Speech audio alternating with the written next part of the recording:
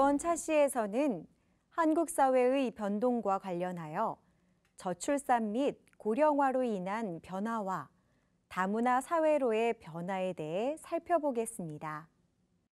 한국이 저출산 고령화 사회로 변화하는 이유는 무엇인지, 그리고 저출산 고령화로 인해 인구 구조에 어떤 변화가 나타나는지, 다양한 사회의 변화와 전망에 대해서 함께 살펴보겠습니다.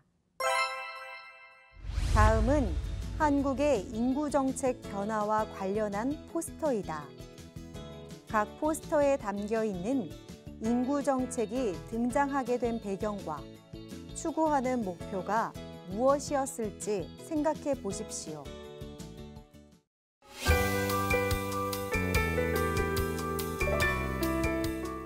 한국의 인구는 2017년을 기준으로 약 5,100만 명으로 집계되고 있습니다. 급속한 산업화가 진행되는 가운데 한국의 인구는 빠르게 증가해 왔습니다. 1960년대에는 합계 출산율이 6명을 넘을 정도로 자녀를 많이 낳았습니다. 국토는 넓지 않은데 인구가 빠르게 늘어나자 1960년대에서 1980년대에는 자녀를 적게 출산하자는 산하 제한 운동이 일어나기도 하였습니다.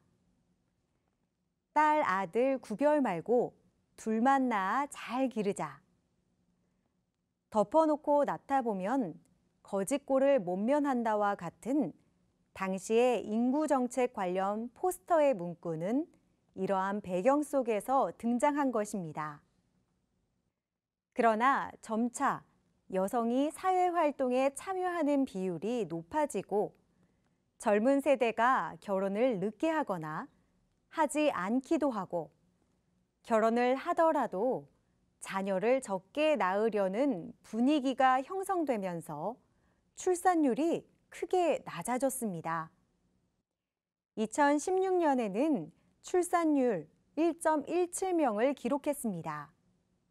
한편 보건의료, 기술의 발달, 영양위생 환경의 개선 등 생활 수준이 전반적으로 높아지고 평균 기대 수명이 늘어나면서 한국 사회는 점점 고령화되고 있습니다. 2015년 노인 인구 비율 13.1%, 노인 인구수 약 663만 명인데 2040년에는 전체 인구 중 32.5%, 약 1,667만 명에 이를 것으로 예상됩니다. 이처럼 저출산과 고령화가 지속되면 한국 사회를 구성하는 인구 비율도 점차 변화할 것으로 보입니다. 청년층의 인구가 점점 줄어들고 노년층의 인구가 점점 늘어나는 모습으로 인구의 구성이 바뀌는 것입니다. 이처럼 경제활동 인구가 줄어들면서 경제 성장이 둔화될 수 있다는 우려도 제기되고 있습니다. 다른 한편으로는 노인 인구가 많은 사회를 새로운 기회로 여기고 이에 적극 대비해야 할 필요도 있습니다.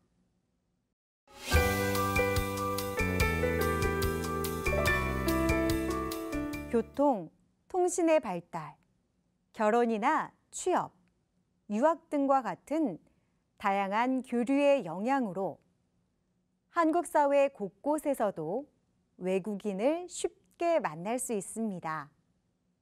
한국은 OECD 국가 중 외국인 수가 가장 빠르게 증가하는 모습을 보이고 있습니다. 2017년 7월 기준으로 한국에는 약 200만 명의 외국인이 살아가고 있습니다. 국적별로는 중국이 약 99만 명으로 가장 많고 다음으로 베트남 약 16만 명, 미국이 약 14만 명, 타이 약 10만 명, 우즈베키스탄 약 6만 명 등의 순입니다. 성별로는 남성과 여성이 거의 비슷한데 외국인 근로자는 전반적으로 남성이 많고 결혼 이민자의 경우는 여성이 많은 것으로 나타났습니다. 외국인의 거주 지역을 살펴보면 경기도와 서울에 특히 많은 외국인들이 살고 있습니다. 2017년 7월 현재 등록 외국인의 32.3%는 경기도에, 23.2%는 서울에 거주하고 있습니다. 앞으로 한국 사회는 점점 더 다문화 사회로 나아갈 것으로 예상되고 있습니다. 저출산 고령화로 인해 일할 사람의 비율이 줄어들게 되면 앞으로 외국인 근로자의 필요성이 더욱 커지게 될 것입니다. 국제 결혼을 통한 결혼 이민자 수와 그 자녀의 수도 일정 부분 유지될 것으로 예상됩니다. 또한 다양한 인적 교류, 학술적 교류가 활성화되면서 외국 국적 동포와 유학생도 늘어날 것으로 보입니다. 이러한 흐름 속에서 2030년에는 한국에 체류하는 외국인의 수가 500만 명을 넘어설 것으로 전망되고 있습니다. 그러나 다문화 사회로의 변화를 수용하는 태도에는 미흡한 부분이 남아 있습니다.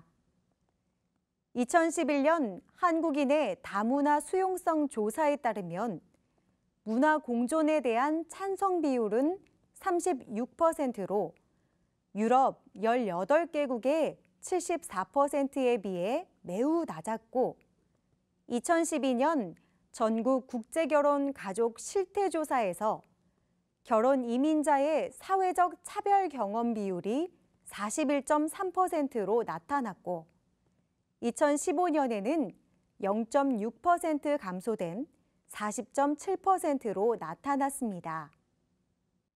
다양한 문화를 가진 사람들이 모여 사는 사회에서 특정 문화권 사람에 대한 편견에서 벗어나 모든 사람의 인권을 존중하고 서로 다른 문화를 이해하려는 포용적 태도가 우리 모두에게 요구되고 있습니다.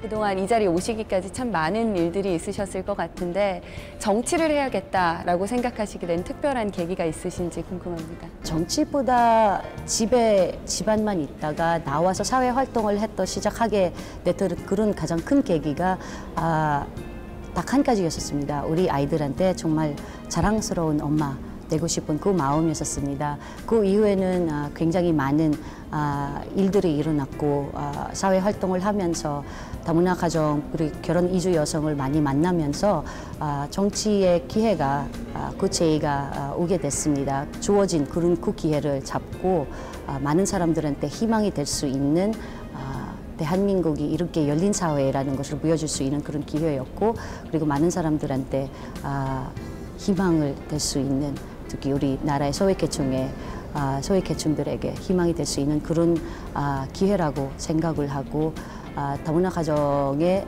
대표로 국회에 입성한 만큼 우리 사회가 다문화 사회에 가는 그 길에 조금 더 보탬을 될 수 있는 그런 사람이 되고 싶어서 이렇게 정치에 입성을 하게 됐던 것 같습니다.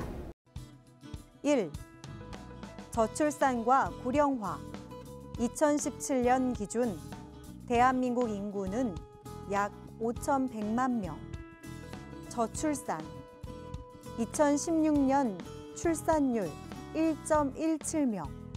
고령화 2015년 기준 65세 이상 노인 인구 비율 13.1%. 저출산, 고령화에 따라 경제 성장이 둔화되고 노인 부양을 위한 사회적 비용이 증가할 가능성이 있음. 2. 다문화 사회로 나아가는 대한민국. 2017년 7월 기준 대한민국 체류 외국인은 200만 명. 거주자의 국적 중국, 베트남, 필리핀. 외국인 근로자, 결혼 이민자의 증가로 인한 변화. 다문화 구성원에 대한 편견에서 벗어나 인권을 존중하고 서로의 문화를 이해하려는 포용적 태도가 필요.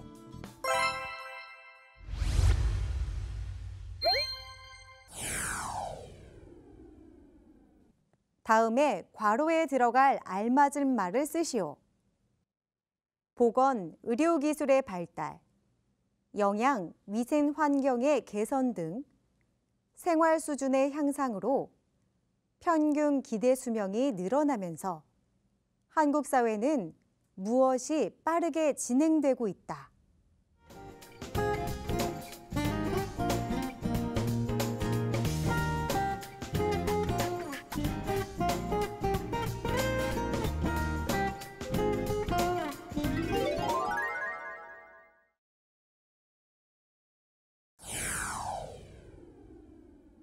다음 중 한국에 가장 많이 체류하고 있는 외국인의 국적은 1. 중국 2. 미국 3. 일본 4. 필리핀.